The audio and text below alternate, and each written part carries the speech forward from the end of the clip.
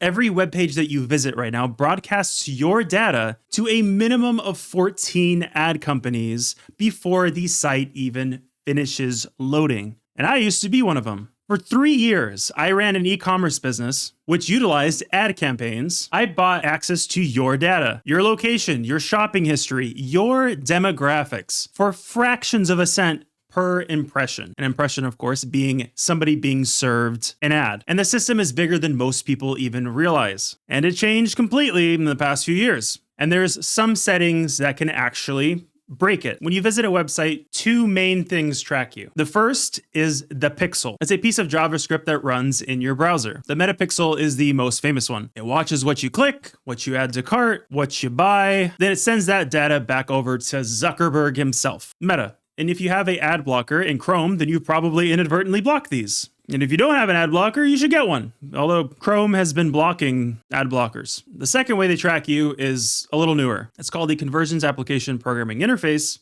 or CAPI. And good old CAPI doesn't run in your browser at all. It runs on the website's server. So when you buy something, the merchant's server sends your purchase data directly to Meta over a private channel. No browsers involved. Ad blockers can't see it. And those privacy settings that you tried to put in don't see it. You can't block it, or can you? Industry studies estimate that CAPI can capture over 90% of conversion events. What you bought compared to roughly 60 to 70% of what the pixel can track. Now, most major retailers online rely on both, which is why you'll get an Instagram ad for something that you got to the checkout stage, but never actually submitted the purchase. Every time a website page loads, your browser broadcasts what's called a bid request. It includes your device identifier, your approximate location, your IP address, the page that you're on, your demographic profile, and a list of categories of what you're interested in. The bid request gets sent to over a dozen ad exchanges simultaneously. They auction for your attention through a process called real-time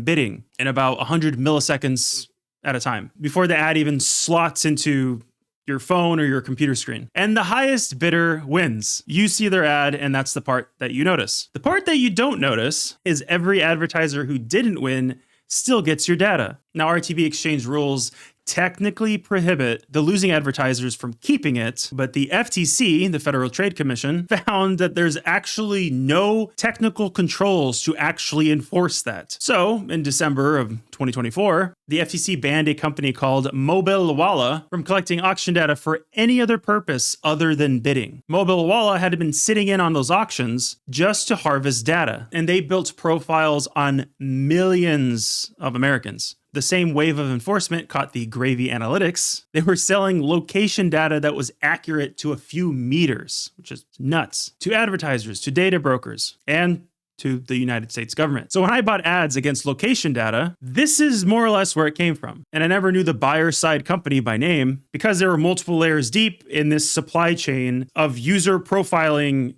and everything that's involved in that. So even if you block cookies, you block the pixel, or you use a virtual private network, VPN, you can still potentially be tracked. The technique is called browser fingerprinting. And your browser sends dozens of signals every time it loads a web page. Your screen resolution, installed fonts, your GPU model, time zone, language, battery status, the way your device renders an invisible image. All of that combined is unique to you, which is like an actual fingerprint. And this works in incognito mode. This works with a VPN. This works with cookies disabled. The Tor browser pioneered anti-fingerprinting way back when in the early 2000s. Brave browser, which not a lot of people use, had it by default for years. Safari added it in 2018. And Firefox has had it if you select strict mode since 2019. And even their data says that it cuts down tracking by only roughly half. Chrome has something called Privacy Sandbox, but it's mostly designed to replace third-party cookies, not really stop fingerprinting. And it's run by Google. So it would seem that the fox is guarding the henhouse.